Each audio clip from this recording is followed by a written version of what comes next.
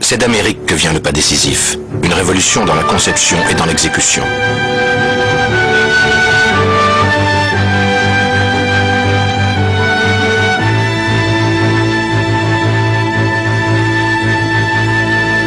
En 1908, Henry Ford a l'intuition qui bouleversera l'industrie. Il imagine l'automobile la plus simple à produire, la plus rustique, celle qu'aura envie d'acheter l'Amérique profonde, la fabuleuse Ford T. La transposition au XXe siècle du chariot bâché des pionniers de la marche vers l'Ouest. Little old Ford rambled right along, and the little old Ford rambled right along. The gas ran out in the big machine, but the darn little Ford don't need gasoline. The big limousine has to back downhill, but the blame little Ford is going up still. When it runs out of dope, just fill it up with soap, and the little Ford will ramble right along. Objectif de Ford, mettre le modèle T à la portée de toutes les bourses. Pour cela, il faut changer radicalement le mode de production, donc la façon dont les ouvriers travaillent. Alors qu'il entreprend la réorganisation de son usine, Ford découvre les idées de l'ingénieur Frederick Taylor. Tout va déjà bien plus vite, mais l'usine ne produit que 200 voitures par jour. La transformation la plus révolutionnaire est encore à venir. Ce n'est plus l'ouvrier qui se déplace, mais les éléments de la voiture qui sont amenés jusqu'à lui. L'homme se tient maintenant à un point fixe et répète indéfiniment le même geste. La chaîne est née. Par une succession d'opérations élémentaires, effectuées à une vitesse constante, la voiture sort, montée de toutes pièces.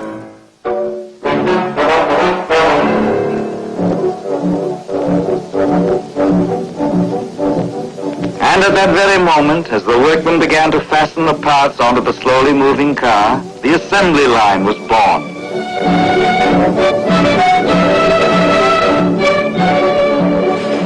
Les pièces détachées sont amenées par un réseau de convoyeurs à bande jusqu'à leur destination exacte dans la chaîne. Les chaînes s'étendaient sur toute la longueur du bâtiment. Elles transportaient les pièces. Au lieu de les porter à la main, les transporteurs motorisés les apportaient sur la chaîne. C'était merveilleux de voir ça en mouvement. Ce n'était pas un seul cerveau, mais de nombreux cerveaux qui travaillaient ensemble. Les ouvriers ne sont plus que les rouages d'une gigantesque machine. Le système s'impose à eux autant pour les cadences que pour les rémunérations. Ils doivent s'adapter au rythme constant de la chaîne. Toute l'usine travaille désormais à la même vitesse. Impossible de ralentir et à plus forte raison de s'arrêter. Arthur Herbeau fait partie des 4000 employés de Renault. Je suis rentré sur Renault. Tout de suite, on m'a mis sur la chaîne. On filait les bleus et la chef d'équipe qui est venue m'a dit « Qu'est-ce que tu sais faire? Qu'est-ce que tu as fait? Hein, ça et ça. Bon, tiens, à la boîte à outils, on va te faire voir, c'est comme ça que ça se monte. » Il fallait suivre et il fallait faire vite. Parce que si on ne remplissait pas notre tâche comme le programme avait été fait, on ne nous gardait pas, hein. On était débauchés, quoi. Vous nous cherchez un autre poste, ailleurs.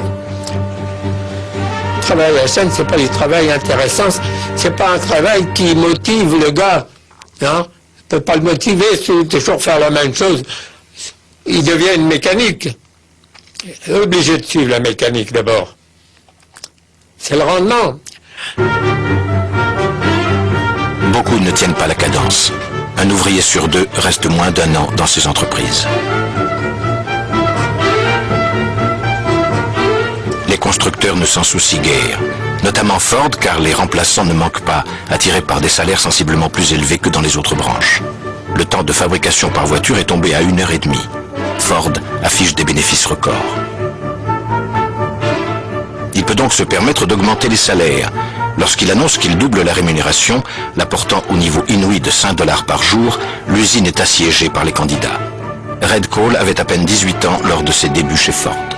Ce qui m'a surtout marqué avec M. Ford, c'est qu'il a été le premier à payer 5 $ par jour. Pour moi, M. Ford était comme un dieu.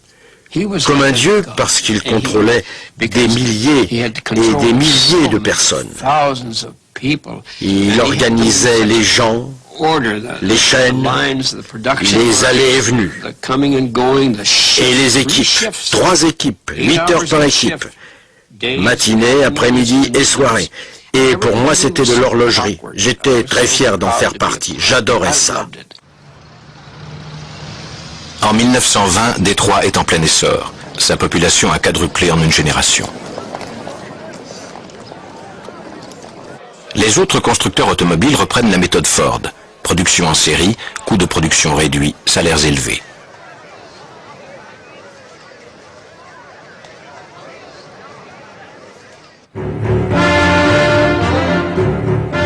Ford décide de construire une nouvelle usine, celle de ses rêves. Ce sera la plus grande du monde, avec 80 000 personnes. À Rivière-Rouge, des milliers de tonnes de charbon, de fer, de sable entrent d'un côté, tandis que 2500 modèles T sortent par l'autre chaque jour.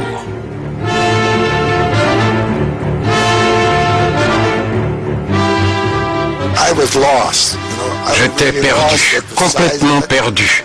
C'était tellement grand, tellement bruyant. Où on devait mettre ses habits, où manger son repas, où mettre sa gamelle. On ne savait pas. Et on avait peur de se déplacer. On voyait des gars qui faisaient une chose, d'autres une autre chose, avec toutes ces machines. C'était incroyable de voir ça. Incroyable. Le secret du succès de Ford, c'est l'afflux ininterrompu de main-d'œuvre arrivant à Détroit. Les termes du contrat sont clairs, l'ouvrier travaille vite, il obéit aux ordres, il est bien payé. Plus de 70% des ouvriers sont des immigrants de fraîche date, italiens, grecs, polonais, allemands. Ford ouvre à leur intention des écoles de langue anglaise. Mais dans le même temps, il n'hésite pas à jouer habilement des rivalités qui opposent les uns aux autres, avec un seul objectif, maintenir la cadence. Il disait, négro, si tu veux pas produire, on a des types qui le feront à ta place. Puis, il allait voir les Blancs qui arrivaient du Sud. Si vous autres technos fournissez pas, on a des Rital, on a des négros qui feront l'affaire. Alors faites gaffe. Une milice privée est chargée de maintenir la discipline. Quiconque essaie d'implanter un syndicat est immédiatement licencié. Ford appointe des espions dans tous les ateliers pour repérer les agitateurs. Ford ne manque pas de faire valoir aux ouvriers les avantages matériels que leur situation leur procure. Le personnel est d'ailleurs vivement encouragé à épargner pour acquérir sa propre Ford T.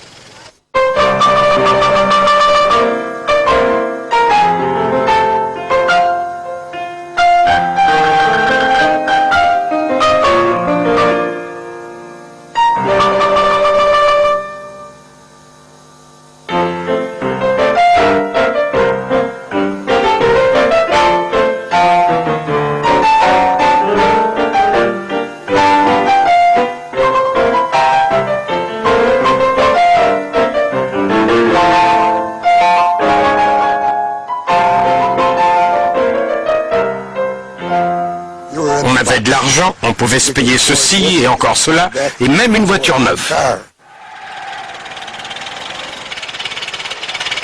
En 1924, le 10 millionième modèle T sort de la chaîne. À grand renfort de publicité, Ford fait parcourir à sa fameuse voiture les États-Unis d'une côte à l'autre et du nord au sud. C'est tout un pays qui célèbre la révolution de la chaîne.